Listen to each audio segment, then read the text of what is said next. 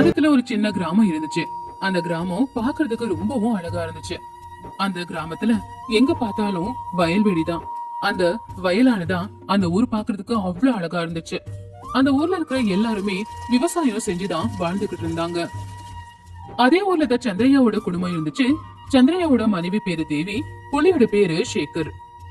சந்திரையா குத்தகைக்கு பூமியை வாங்கி அதுல விவசாயம் செஞ்சுக்கிட்டு இருந்தான். அப்படியே அந்த ஊரோட ஜமீன்தாரான ராகவையாவோட வீட்டுல சின்ன சின்ன வேலைகளை செஞ்சுக்கிட்டு இருந்தான். ஒரு நாள் சந்திரையா ராகவையாவோட வீட்டுல வேலை செஞ்சுக்கிட்டு இருக்கும் போது அங்க சேகர் வந்தான். என்னடா இங்க வந்திருக்க? உனக்கு என்ன வேலை இங்க? ஐயா, உங்க புள்ள ராஜேஷும் நானும் ஒரே பள்ளிக்கூடத்துல தான் படிக்கிறோம். ராஜேஷ் பள்ளிக்கூடத்துக்கு வரலன்னு வாத்தியார் என்ன கூட்டிட்டு வர சொல்லி அனுப்புனாரு. என்ன சந்திரா, உன் பிள்ளைக்கு எவ்வளவு தைரியம் என் வீட்டுக்கு வந்திருக்கான்? நீங்க யாரு, நாங்க யாரு? உன் பிள்ளைக்கு படிப்பு எதுக்கு? நீ கூலி வேலை தானே பாத்துக்கிட்டு இருக்க. உன் பிள்ளையும் கூலி வேலைக்கு அனுப்பி வை. ஐயா, என் பிள்ளையோட வாழ்க்கை எங்க வாழ்க்கை மாதிரி ஆகக்கூடாதுன்னு தான் அவனை படிக்க வைக்கிறேன்.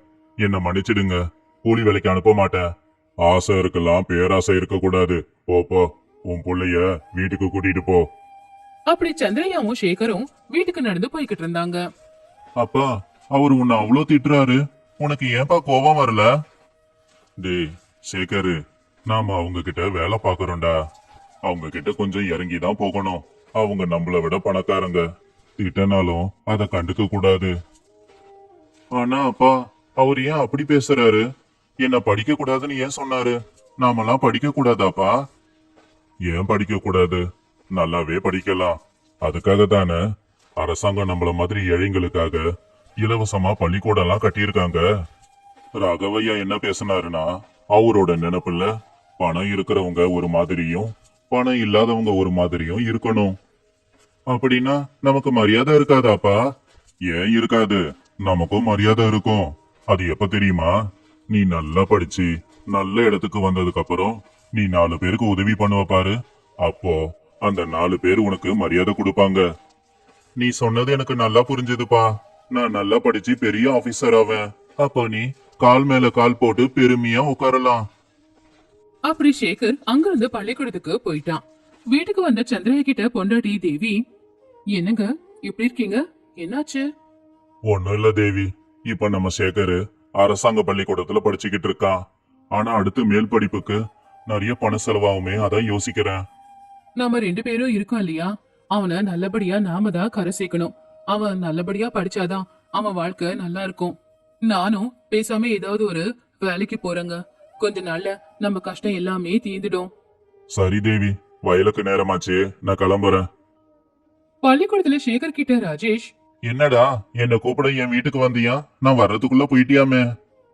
டே, நீ என் கூட பேசாதடா. நம்ம பேசுற விஷயம் உங்க அப்பாவுக்கு தெரிஞ்சதுன்னா அப்புறம் எங்களை இந்த ஊர்லயே இருக்க விட மாட்டாரு. அப்பாவை பத்தி நீ ஏன்டா பயப்படுற? நாம நண்பர்களாவே இருக்கலாம். இப்படியே சில வருஷங்களும் போச்சு. 10வது ரிசல்ட்டும் வந்துருச்சு. அப்ப சந்திரையா ராகவையா கிட்ட, ஐயா, இந்த இனிப்பு எடுத்துக்கோங்க. என்ன விசேஷம் சந்திரா? என் புள்ள 10வது வகுப்பு பாஸ் ஆயிட்டாங்க ஐயா. சரி, அடுத்து என்ன பண்ணலான்னு இருக்க?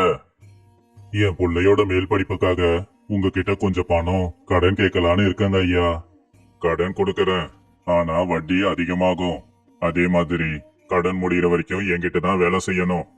சந்தோஷங்க ஐயா, நீங்க சொன்ன மாதிரியே செய்யறேன். அப்படியே ராகவையா கொடுத்த பணத்துல சந்திரையா அவனுடைய புள்ளைய பட்டணத்துல படிக்க வச்சான். அதே மாதிரி ராகவையாவோட புள்ளையும் பட்டணத்துல பெரிய கல்லூரியில படிச்சுக்கிட்டு இருந்தான்.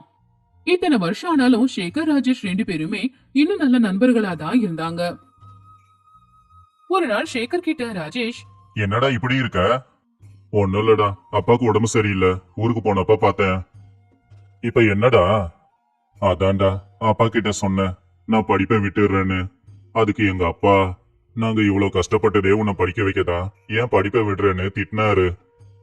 அவரு சொல்றது உண்மைதானடா. உன்னை கஷ்டப்பட்டு படிக்க வச்சிருக்காங்க.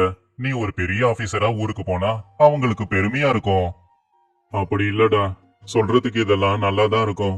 ஆனா என் காலேஜ் ஃபீஸ் கட்டுறதுக்கு அப்பா ரொம்ப கஷ்டப்படணும்ல. அப்பாவுக்கும் உடம்பு முடியல. என்ன ஆனாலும் அப்பா கஷ்டத்தை என்னால பார்க்க முடியாது. உங்க அப்பா கிட்ட தாண்டா கடன் வாங்கி இருக்கோம். அந்த கடன் தீர்ற வரைக்கும் என் அப்பாவுக்கு பதிலா நான் உங்க அப்பா கிட்ட வேலை பார்க்கணும். அப்படி சேகர் அங்கிருந்து ஊருக்கு போய் அவங்க அப்பாவுக்கு பதிலா ராகவையா கிட்ட அவன் வேலை பார்க்க ஆரம்பிச்சான். இப்படி இருக்கும்போது ஒரு நாள் சந்திரையா ஒரு ஆள் பார்க்க வந்தாரு. சந்திரங்கிறது நீங்க தானா? ஆமாப்பா, நீங்க யாரு? என் பேரு ராமு. நான் சேகர் படிக்கிற காலேஜ்ல வாதியாரு. எங்க காலேஜ்லயே நல்லா படிக்கிற பையன் யாருன்னு கேட்டா சேகர் தான். சேகர் நல்லா படிக்கிறத பார்த்து அரசாங்கம் அவனோட படிப்பு செலவை ஏத்துக்கிறதா சொல்லியிருக்காங்க. அதனால உங்களுக்கு எந்த பிரச்சனையும் இருக்காது. நீங்க மறுபடியும் சேகரை தைரியமா காலேஜுக்கு அனுப்பலாம். ரொம்ப நல்ல செய்தி சொன்னீங்க ஐயா. உங்களுக்கு ரொம்ப நன்றி. அட, எனக்கெல்லாம் நன்றி வேண்டாம். உங்களோட வாழ்க்கைக்காக அரசாங்கமே இந்த ஊர்ல உங்களுக்கு ஒரு கடை வச்சு கொடுக்கும். அதை நீங்க பாத்துக்கோங்க. அப்படியே சில நாட்களும் போச்சு. சேகரோட படிப்பும் முடிஞ்சது. அவன் பெரிய ஆபீசராவே ஆயிட்டான். அதனால அவங்க அப்பா கூட சேர்ந்து ராகவையா வீட்டுக்கு போனான். ஐயா, எங்க அப்பா பல வருஷமா உங்ககிட்ட வேலை பார்க்கறாரு. நீங்க பணம் கொடுக்கலன்னா நான் இந்த நிலைமைக்கு வந்திருக்கவே முடியாது. அதுக்குள்ள அங்க வந்த ராஜேஷ பார்த்ததும் சேகர், ராஜேஷ், நீ பண்ணது ரொம்ப பெரிய உதவிடா. நம்ம வாதியார் என்கிட்ட எல்லாத்தையும் சொல்லிட்டாரு. கொஞ்ச நாளுக்கு முன்னாடி நீ அவர்கிட்ட போய் நான் சேகருக்காக பணம் கொடுக்கறேன், நான் பணம் கொடுத்தது சேகருக்கு தெரியக்கூடாது, அப்படி அவங்க அப்பாவும் நல்லபடியா இருக்கணும், அவரு கடை வைக்கிறதுக்கும் நான் உங்களுக்கு பணம் கொடுக்கறேன், ஆனா இது எல்லாத்தையும் அரசாங்கம் தான் செய்யுதுன்னு அவங்கள நம்ப வைங்கன்னு வாதியார்கிட்ட நீ சொன்னத அவர் சொல்லிட்டாருடா. ஏன்டா இப்படி எல்லாம் பண்ண? டேய், உனக்கு அறிவு இருக்கா? அவனுக்காக நீ எதுக்கு பணம் செலவு பண்ணிருக்க? எனக்கு அறிவு இருக்கு, உனக்கு தான்ப்பா அறிவு இல்ல. அவங்க அப்பா கிட்ட எவ்வளவு வேலை வாங்கியிருக்க. கணக்கு படி பார்த்தா நாம தான் அவங்களுக்கு கொடுக்கணும். நீ சொல்லுவியப்பா தகுதி தகுதின்னு. அந்த தகுதி பணத்தால வராது. யாரு நல்ல குணத்தோட இருக்காங்களோ அவங்களுக்கு தான் தகுதி கிடைக்கும். உன்கிட்ட வாங்கின கடன் அடைக்கிறதுக்கு அவங்க எல்லாரும் எவ்வளவு கஷ்டப்பட்டாங்கன்னு தெரியுமா? ஆனா நீ அவங்க கிட்ட வாங்கின வேலைய பார்த்தா நாம தான்ப்பா அவங்களுக்கு பணம் கொடுக்கணும். ஆனா நான் ஒன்னு சொல்றேன்ப்பா, நாம பண உதவி செஞ்சதால சேகர் ஒன்னும் ஆபீசர் ஆகல. அவன் கஷ்டத்தாலேயே அவன் இவ்வளவு தூரம் வந்திருக்கான். 4 பேருக்கு நாம எதனா செஞ்சாதான்ப்பா நாம பெரிய மனுஷனா இருக்க முடியும். அதெல்லாம் உனக்கு புரியாது. சரியா சொன்னடா ராஜேஷ். என்னோட புள்ள இன்னைக்கு எனக்கே பாடம் எடுத்திருக்கான். நீ சொன்னது எல்லாமே உண்மைதான். இனிமே நான் யாரையும் கஷ்டப்படுத்தி சந்தோஷப்பட மாட்டேன். உனக்கு வாக்கு கொடுக்கறேன். இங்க பாரு சேகர், நான் செஞ்ச உதவியால நீ மேல வரல, கஷ்டப்பட்டு தான் மேல வந்திருக்க. நீ எப்பவும் சொல்லுவியே 4 பேருக்கு உதவணும்னு. நீ 4 பேருக்கு உதவி அவங்க மத்தவங்களுக்கு உதவும் போதுதான் உன் வாழ்க்கைக்கு அர்த்தம் இருக்கும்.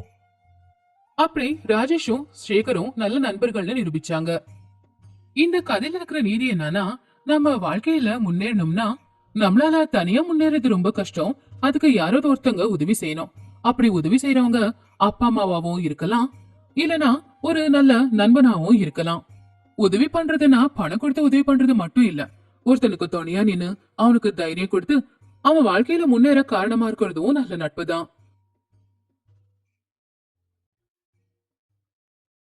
அது ஒரு அழகான சின்ன கிராமம். அந்த ஊர்ல பீமா அப்படிங்கிற ஞாபக மருதிக்காரன் ஒருத்தன் இருந்தான். அவன் எல்லா விஷயத்தையுமே உடனே மறந்து போயிடுவான். பீமனுக்கு அவனுடைய அப்பா ராமையா, அம்மா லக்ஷ்மி இருந்தாங்க. ஒரு நாள் ராமையா லக்ஷ்மி கிட்ட, லக்ஷ்மி, உன் புள்ள மாறுவான்னு எனக்கு நம்பிக்கை இல்ல. இப்பதானங்க அவனா வேலைய ஆரம்பிச்சிருக்கான், அவனே பொறுமையா கத்துப்பா விடுங்க. அவன் இப்பவாவது பொறுப்பா மாறணும்னு நினைச்சு நான் செய்யற மாட்டு வியாபாரத்தை அவன்கிட்ட ஒப்படைச்சேன். மாடு மேய்க்கிறதுலயும் கவனமா மாடு மேய்ச்சாகணும். இதுலயும் அவன் ஞாபகம் மருதி குறுக்கல வந்தா நமக்கு நஷ்டம் வந்துடும். இவனால எங்க மாடுங்க கஷ்டப்பட்டுடுமோன்னு எனக்கு பயமா இருக்கு. கொஞ்சம் நிப்பாட்டுறீங்களா? நம்ம புள்ள மேல நமக்கே நம்பிக்கை இல்லனா வெளியில இருக்கவங்க அவனை எப்படி நம்புவாங்க? நம்ம புள்ளைக்கு அறிவு இல்லனாலும் கூட மத்தவங்க கிட்ட அத தெரியப்படுத்தாம தான் பேசணும். அப்படி நாம பேசலனா நம்ம கூட சேர்ந்து வெளியாட்களும் நம்ம புள்ளைய தானே போட்டு கிண்டல் பண்ணுவாங்க. ஆமா, இப்படி சொல்லிதான் அவனுக்கு எடுத்து வச்சிருக்க. இன்னைக்கு மாடுங்களை கூட்டிட்டு போயிருக்கான். என்ன பண்ணிட்டு வருவானோ? அப்போ ராமையா வீட்டுக்கு வந்த சேகர், பீமா எங்க? வந்துட்டியா சேகரு? இந்த உலகத்துல அவனுக்கு நண்பன் யாருன்னா இருக்காங்கன்னா அது நீதான். அவன்கிட்ட என்னடா இருக்கு? அவனுக்கு நண்பனா இருக்க. அவன் ஞாபக மறதியால ஒரு நாள் உன்னையும் மறந்துடுவான், பாத்துக்கோ. அப்படிலாம் ஒண்ணு இல்ல சித்தப்பா, ஞாபக மறதி மட்டும்தான் அவனுக்கு. மத்தபடி அவன் ரொம்ப நல்லவன். நான் அவன் கூட பழகுறதுக்கு காரணமோ அந்த நல்ல குணம்தான். பாத்தீங்களா சேகர் நம்ம புள்ளைய எப்படி பாராட்டுறான்னு? நீங்களும் இருக்கீங்க எப்பவுமே அவனை திட்டிக்கிட்டு. நீங்க 2 பேரும் ஒண்ணு சேர்ந்ததுக்கு அப்புறம் நான் என்ன சொல்ல போறேன்? நடக்கட்டும். அப்படி ராமையா, லக்ஷ்மி, சேகர் எல்லாருமே சிரிச்சாங்க. இப்பதான் அவன் மாடுங்களை மேய்க்க கூட்டிட்டு போனான். அப்படி சேகர் பீமனை பார்க்க போனான். டேய், நீ இங்க இருக்கியா? சரி, எனக்கு வேலை எதுவும் இல்ல, நானும் உன் கூட வரேன், வா போலாம். சரிடா, வா போலாம். அந்த பக்கமா வர ராமுவை பார்த்து, டேய், மறுபடியும் மறந்துட்டேன். அந்த ராமு வயல்ல இருக்கிற மூட்டைய என்ன கொண்டு வர சொல்லி சொன்னான். ஆனா நான் வழக்கம் போல மறந்துட்டு அப்படியே வந்துட்டேன்டா. கோவமா இருக்கான், என்ன சொல்லுவானோ என்னமோ. சரி, நீ இப்படி சொல்லு. வழியில ஒரு பாட்டிய பார்த்தேன், அவங்கள ஆஸ்பத்திரிக்கு கூட்டிட்டு போனேன், அதனாலதான் அந்த வேலைய செய்ய முடியலன்னு சொல்லு. அப்படி பீம நினைச்ச மாதிரியே தான் ராமு கிட்ட சொன்னான். அதுக்கு ராமு எதுவுமே சொல்லாம அங்கிருந்து போயிட்டான். ஆமா, எல்லா விஷயத்தையும் நீ மறந்துடுவ. ஆனா அந்த ராமு உன்னை மூட்டைய கொண்டு வர சொன்ன விஷயம் மட்டும் எப்படி ஞாபகம் இருந்துச்சு? எனக்கு ஞாபகம் மறதி இருக்கிறது உண்மைதான். ஆனா அந்த விஷயம் சம்பந்தப்பட்ட ஆட்களையோ இல்ல இடத்தையோ பார்த்தா எனக்கு ஞாபகம் வந்துடும். அப்படின்னா நீ கொடுத்து வச்சவன் தான்டா. அந்த கடவுள் உனக்கு மறக்கிறதுக்கு மட்டும் இல்ல, அதை எப்படி சரி பண்றதுன்னோ சக்தியை கொடுத்திருக்காரு. என்ன சக்தியோ என்னமோ, இந்த ஞாபக மறதியால எல்லாமே கஷ்டம்தான். டே, ஞாபக மறதி இருக்கிறது உண்மைதான். ஆனா நேரத்துக்கு தகுந்தாப்ல, அந்த பிரச்சனைக்கு தகுந்தாப்ல அத பேசி சரி பண்ணிட முடியும். நான் சொல்றது புரியுதா? புரியுதுடா. இப்படியே சில நாட்களும் போச்சு. ஒரு நாள் பீம மாடுகளை மேய்க்க காட்டுக்கு கூட்டிக்கிட்டு போனான். அங்க ஒரு இடத்துல நிறைய புல்லு இருந்துச்சு. சரி, மாடுங்க புல்லு மேயுன்னு சொல்லி கொஞ்ச தூரத்துல ஒரு மரத்துக்கு கீழே படுத்து தூங்குனான். அப்படியே தூங்கி எழுந்துச்சு வீட்டுக்கு கிளம்புனான். ஆனா விஷயம் என்னன்னா, தூங்கி எழுந்துச்சதுக்கு அப்புறமா அவன் மாடுங்களை மேய்க்க கூட்டிட்டு வந்த விஷயத்தையே மறந்துட்டான். காட்டுல மாடுங்களை அப்படியே விட்டுட்டு அவன் வீட்டுக்கு வந்தான். டே பீமா, மாடுங்க எங்கடா? அப்பா, நான் மறந்துட்டேன்ப்பா. மறந்துட்டியா? நீ என்ன பேசுறன்னு தெரிஞ்சுதான் பேசுறியா? அதுங்க தாண்டா நம்ம வாழ்க்கை. வாடா, 2 பேரும் போய் தேடலாம். அவனுடைய அதிர்ஷ்டம், ராத்திரி நேரம் ராமையா பீமா 2 பேரும் காட்டுக்கு போய் பார்த்தப்போ மாடுங்க அங்கதான் இருந்துச்சு. இது எப்படி இருக்கும்போது அதே ஊர்ல ராகவையா அப்படிங்கிற ஒரு கெட்ட எண்ணம் இருக்கிற ஆள் இருந்தான். ஆனா எல்லார்கிட்டயும் அவன் நல்லவன் மாதிரி நடிச்சுக்கிட்டு இருப்பான். அவன் ஜனங்க கிட்ட ராத்திரி நேரம் ஊருக்குள்ள புலி வந்து ஆடு மாடு எல்லாத்தையும் தூக்கிக்கிட்டு போயிடுது அப்படின்னு பொய் சொல்லி எல்லாரையும் நம்ப வச்சான். ஆனா இதுக்கு பின்னாடி இருக்கிற உண்மை என்னங்கிறது பீமனுக்கு தெரியும். ஒரு நாள் பீமசேகர் 2 பேரும், சேகர், அங்க பாரு யாரு வராங்கன்னு. நம்ம ராகவையால நேத்து ராத்திரி ஒண்ணு நடந்துச்சு. நான் காட்டுல இருந்து மாடுங்களை கூட்டிட்டு போக மறந்துட்டேன். அத சொன்னா அப்பா திட்டுவாருன்னு நான் அதுக்கப்புறம் மாடுங்களை தேடி போனேன். கொஞ்ச தூரம் போனதுக்கு அப்புறம் ஏதோ புலி கத்துற சத்தம் கேட்டு நான் ஓடி போய் ஒளிஞ்சுக்கிட்டேன். அப்பதான் அந்த ராகவையா அங்க வந்தான். நான் அப்படியே உக்காந்துட்டேன். அப்படியா? அவன் அந்த நேரத்துல அங்க என்ன பண்ணான்? நம்ம ஊர்ல ஆடு மாடு காணாம போறதுக்கு காரணம் புலி கிடையாதுடா, புலி வேஷம் போட்ட ராகவையா தான். தினமும் அந்த ராகவையா புலி வேஷம் போட்டு ஊருக்குள்ள வந்து ஆடு மாடு எல்லாத்தையும் திருடிட்டு போய் வித்துக்கிட்டு இருக்கான்டா. டேய், நீ ஞாபகம் மறதிக்காரன், எப்படி ஞாபகம் இருக்கு? நீ தானடா சொன்ன அந்த கடவுள் எனக்கு சக்தியை கொடுத்திருக்காருன்னு. ஒரு விஷயத்துக்கு சம்பந்தப்பட்ட ஆளையோ இடத்தையோ பார்த்தா எனக்கு தான் ஞாபகம் வந்துடுமே. நீ உண்மைய கண்டுபிடிச்சிட்ட. ஆனா இப்ப இத சொன்னா ஊர்ல யாரும் உன்னை நம்ப மாட்டாங்க. ஏன்னா ராகவையா ஊருக்குள்ள நல்லவனா சுத்திக்கிட்டு இருக்கான். நாம எதுனா சொன்னாலும் ஜனங்க அத கண்டுக்க மாட்டாங்க. அட, இந்த பீமனே ஞாபகம் மறதிக்காரன், இவன் சொல்றத எப்படி நம்புறதும்பாங்க. இப்ப என்னடா பண்றது? அவனை அப்படியே விட்டுறலாமா? நானும் அதான் யோசிக்கிறேன். ஆனா எந்த யோசனையும் வரமாட்டேங்குது. என்கிட்ட ஒரு யோசனை இருக்கு. ராகவையா காட்டுக்கு போற நேரத்துல நாமளும் புலி வேஷம் போட்டு சத்தமா கத்தலாம். அவ்வளவுதான், உண்மையான புலி வந்துடுச்சுன்னு அவன் மயக்கம் போட்டு விழுந்துடுவான். அப்படி சேகர் பீமா 2 பேரும் அன்னைக்கு ராத்திரி ஒரு மரத்துக்கு பின்னாடி புலி வேஷம் போட்டு நின்னுகிட்டு இருந்தாங்க. அப்பதான் ராகவையா புலி வேஷம் போட்டு அங்க வந்தான். சேகர் பீமா 2 பேரும் புலி சத்தம் போடுற மாதிரி கத்திக்கிட்டு இருந்தாங்க. அந்த சத்தத்தை கேட்டு ராகவையா மயக்கம் போட்டு விழுந்துட்டான். சேகர் பீமா 2 பேரும் அவனை தூக்கிக்கிட்டு ஊர் பஞ்சாயத்துக்கு வந்தாங்க. முகமொழிய கழட்டி அவனை தட்டி எழுப்புனாங்க. அவன் எழுந்துச்சு பார்க்கும்போது சுத்தி ஜனங்க நின்னுகிட்டு இருந்தாங்க.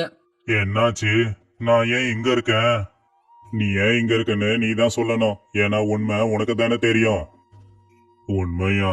என்ன உண்மை? நீ யாருன்னு எனக்கு தெரியும். நீ செஞ்ச தப்ப ஒத்துக்கோ.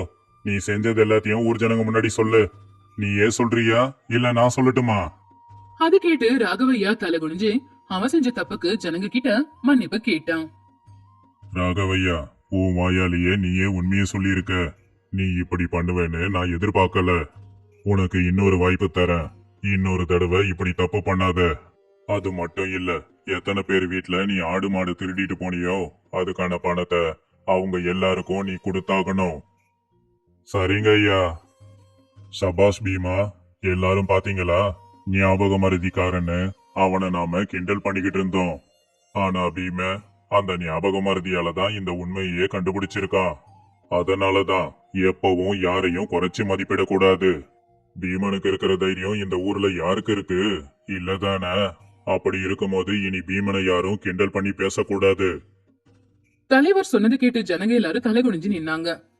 இந்த கதையில இருக்கிற நீதி என்னன்னா, ஒவ்வொருத்தங்க கிட்டயும் ஏதாவது ஒரு குறை இருக்கும். அந்த குறை நமக்கு ஏன் வந்துச்சு அப்படின்னு கவலைப்படக்கூடாது. நமக்குள்ள இருக்கிற குறைய தீர்க்கறதுக்கு தான் நாம முயற்சி பண்ணணும். யாரோ ஏதோ சொன்னாங்கன்னு கவலைப்படுறதை விட்டுட்டு அவங்க எதுக்காக அப்படி சொன்னாங்க அப்படிங்கறத நிதானமா யோசிச்சு அதுக்கான தீர்வை நீயே தேடி புத்திசாலித்தனமா அத சரி பண்ணிக்கணும்.